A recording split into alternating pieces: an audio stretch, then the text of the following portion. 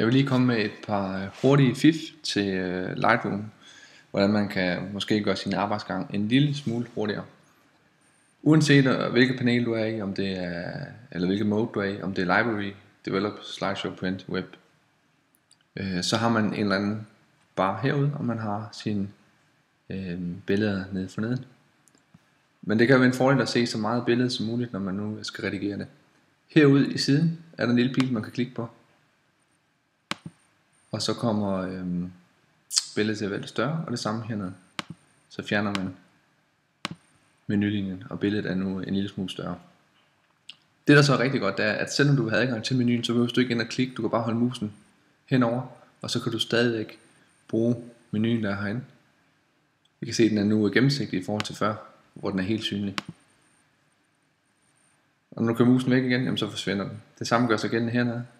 Man kan bladre og bruge de funktioner, der nu er hernede med filter og stjerner og farvemarkeringer osv. Det er rigtig smart.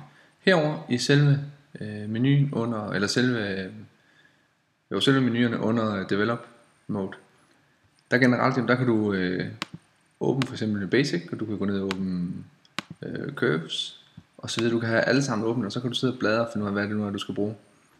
Hvis du højreklikker, så kan du vælge det, der hedder Solo Mode. Og det betyder, at når du nu eksempelvis har åbnet Basic og arbejder der, så siger du, at jeg skal lige ind og lave noget med detail, klikker, så lukker den automatisk det andet vindue. Men man kan faktisk gøre det lidt mere hurtigt. Hvis man holder command-knappen nede på Mac, eller Control mener jeg der er på PC, og eksempelvis taster 1, så åbner den Basic, fordi det er jo den, der ligger som nummer 1. Og kunne hjælpe med, om man ikke, hvis man trykker 2, åbner Curves, og det er korrekt.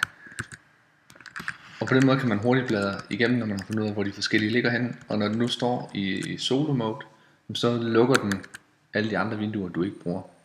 Det er jo lige et par hurtige genvejstaster til Lightroom.